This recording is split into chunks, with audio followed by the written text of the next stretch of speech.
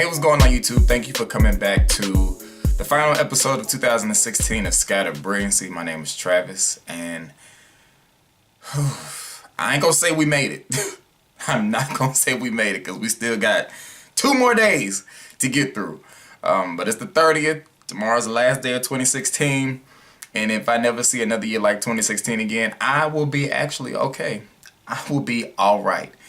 2016 has been a struggle. And I wanted to make this video kind of like as a look back for me, just to get a moment to reflect on my 2016. And as I was sitting here taking my notes, I was like, this is going to be a depressing video. But in all honesty, 2016 has been very, very, very difficult. Very difficult.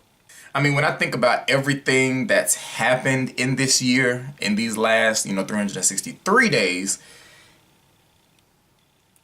it's really easy, I'll say, to point out all the bad stuff that's happened.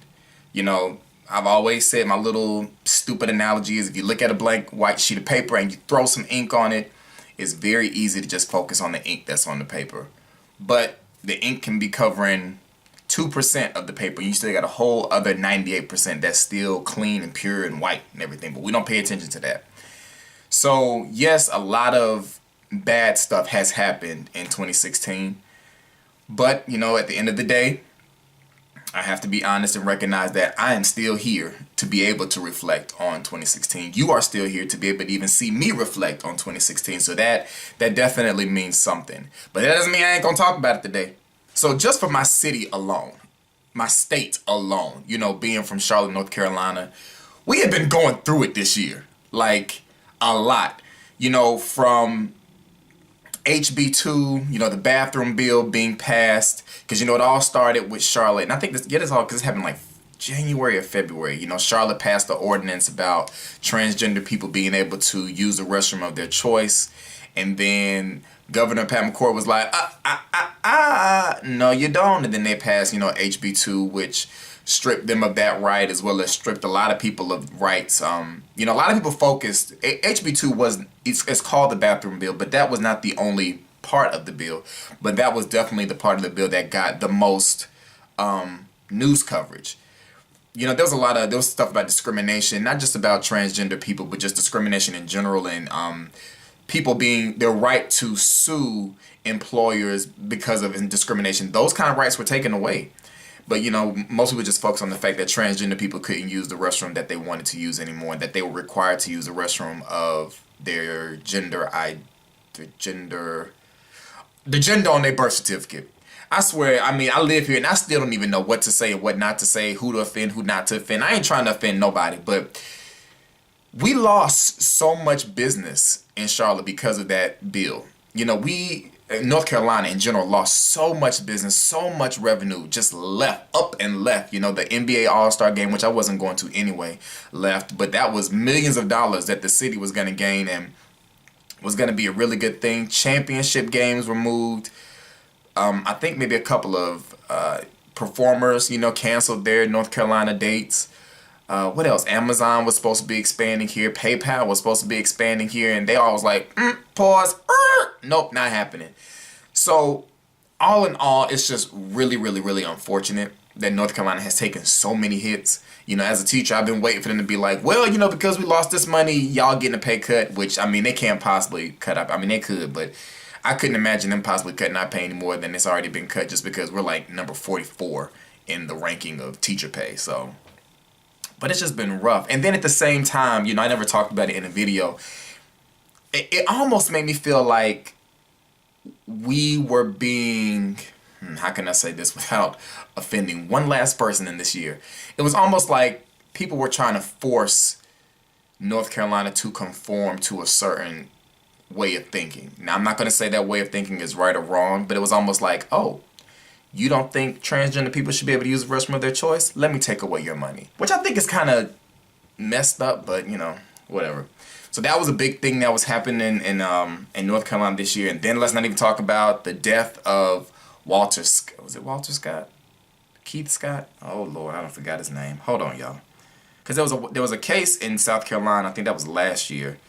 There was a Walter Scott, but that may have been in South Carolina. This may have been Keith Scott that was here. I think it was Keith Scott. Keith Scott, Charlotte. Yeah, Keith Scott. So there was a shooting death of Keith Scott that happened in September. You know, that was crazy because, like I had told y'all, I was in a play downtown, and the riots and the marching and the National Guard was called. And like, I have never, being born and raised in Charlotte, North Carolina, I have never experienced anything like that. You know, you see that kind of stuff on TV, and you just never expect it to come to your back door. And yet and still, there it was, you know. So that was difficult. And then, you know, you have these deaths that take place in the media, and then everybody starts to do this, and then it starts to become a black people versus white people, or black people versus everybody else, or a Black Lives Matter versus an All Lives Matter case. And it's all just so stupid. It's all stupid. Tommy Loren, terrible. I just don't want to even think about her. She's a professional troll. She was out in the media just making situations worse. Black Lives Matter versus All Lives Matter. Oh, I never talked about it like that on my channel because it's all so stupid for anybody to even think. And then, you know, in Charlotte, we started dealing with Blue Lives Matter. The people were saying Blue Lives Matter, Black Lives Matter, then Blue Lives Matter. And it's like people were just so ignorant to the fact that nobody was ever saying Black Lives Matter only, or only Black Lives Matter. It was always Black Lives Matter too. Also, that is all it's ever been. So for people to be coming up and shouting that Blue Lives Matter, nobody said they didn't matter.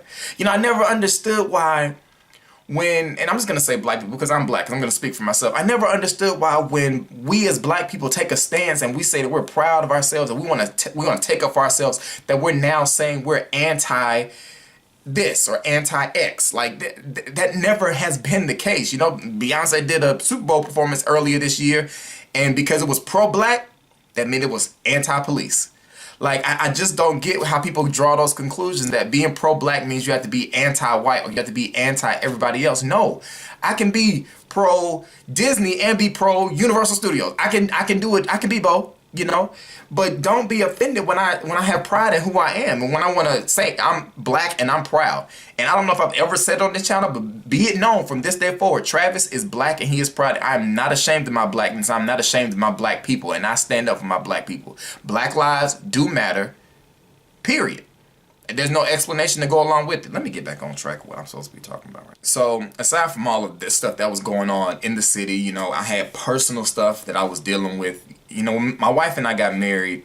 Well, prior to us getting married, we went through marriage counseling, and the pastor told us, he said, the enemy is going to attack your marriage. He said, just be ready, because your marriage is something that's beautiful, it's something that's seen as something great under the eyes of God, and the enemy is not going to be happy about it, and they're going to try to attack your marriage. And y'all, our first year of marriage was very, very difficult. We got attacked in so many ways that were unexpected. Like, we really went through some stuff, you know. But, you know, I'm proud to say, you know, we're still together. We're stronger now than we were a year ago.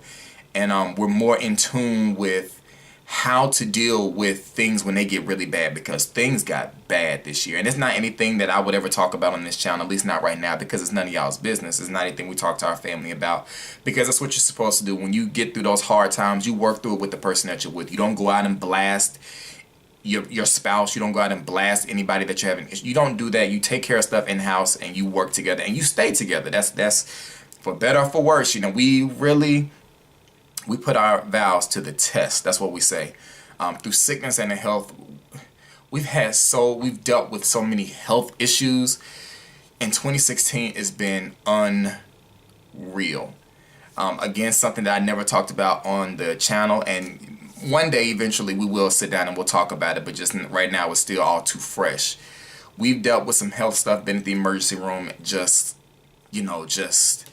praying for God to have some mercy on us. But I mean, we're still here. That's what I just have to kind of keep reminding myself. You know, as jacked up as 2016 has been, I just got to keep reminding myself I'm still here, I'm still living, I'm still breathing, I still have a roof over my head, I still have food on my table, clothes on my back, a family that loves me, and a job. And y'all, so but yeah, we have really been tested, but I'm proud to say we are still making it. She's at work right now. I'm still on winter break. So Yeah, man. Whew. You know, 2016 brought celebrity deaths out the wazoo. I mean, especially in these past few days. And I don't really talk about celebrity deaths because, I mean, death is a part of life. You can't have one without the other. They go hand in hand. And I don't really get too much into celebrity stuff too much. Like, I could have been doing plenty of videos on Rob and China or Kim and Kanye. And I don't really care about celebrities. They're just regular people who I really would rather not hear about. But what was I talking about? Oh, celebrity deaths. But there have been a lot of celebrities who have left us this year. You know, the biggest one that I can remember, I think, was Prince. I think that was the biggest one that I can remember. But it's a part of life. And now they had that GoFundMe campaign trying to save Betty White, which is hilarious. But yeah, I feel like I'm only talking about the bad stuff still. And I mean, we even got to mention for me, not the biggest letdown, but a major, like, was election 2016. You know, President-elect Trump, looks like Donald Trump is going to be the new president of these here United States of America. And I'm going to be optimistic and hopeful that things are not going to be as bad as they are seeming to maybe be, that he's not going to be as ruthless and savage as he has said he was going to. And hopefully we don't tear this country apart, and hopefully we don't send it to hell in a handbasket if it's not already on its way there. But we got 4 years of the Trump presidency, assuming, you know, nothing bad happens to him, which I'm not going to wish death on anybody. That's not who I am. But,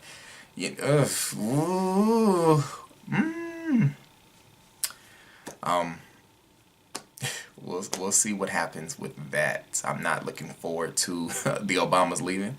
I missed the Love and Happiness thing that BET had did.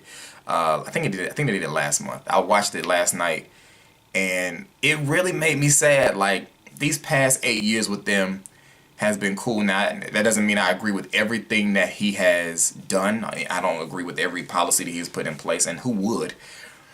But just as a human being, as a man and woman, they have just been a great example. A great example. And just to think that there are so many little kids who that is their first president. That was all they've known. You know, like for the 7, 8-year-olds, all they've known is a black president and first lady. That is amazing. That is amazing. It's a piece of history I won't ever forget. I'll never forget where I was the night he won. I was in college, in undergraduate school, and I was at an HBCU, so it was unforgettable. Unforgettable. The feeling I had as a black young man, seeing that a black man had won the presidential election. It was amazing. But, you know, we're just going to pray for Donald Trump and hope that everything's going to be okay. I mean, in times of reflection, I mean, you gotta take the good with the bad. You gotta take the ups with the downs. Left, right, it all has to balance itself out. You know, like I said, it's easy to look at the bad stuff, but I'll be willing to bet there's just as many good things that have happened. You know, my YouTube channel has grown a lot in this past year. My dancing video over on my other channel is over 1 million views. It got on Facebook and did like 7 million views. So, I mean, there have been cool little things that have been happening that I'm really excited about. What else is good that's been happening? Well, I can't at the moment necessarily think about all the great stuff that's happened this year. But, I mean, if I look at it as I had 363 days that I woke up breathing, or 364 days that I woke up breathing, that's 364 things good that happened to me. And sometimes you got to look at it like that.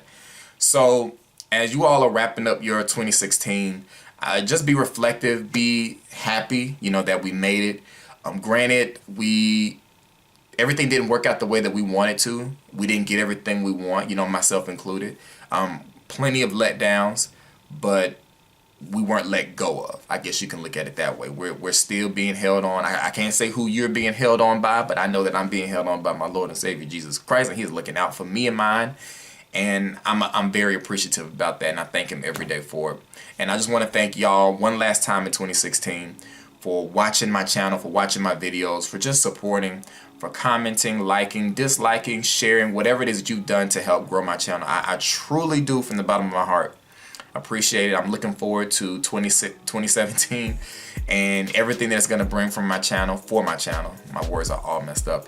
But I'm looking into probably going to start doing vlogging, like daily vlogs of stuff that I'm doing, just to kind of add some new stuff. I'm looking to find some new shows to review. I was going to review Escaping the KKK because I was like, that's going to be entertaining. But it got canceled. So if it gets picked up by another network and y'all find out about it, let me know, because I plan on watching and reviewing that show definitely. Married at First Sight, I heard it's coming back on at the beginning of the year, and we're going to find some other shows to review. But again, thank y'all so much for watching my channel. I appreciate each and every one of you. If I can name you all, I would.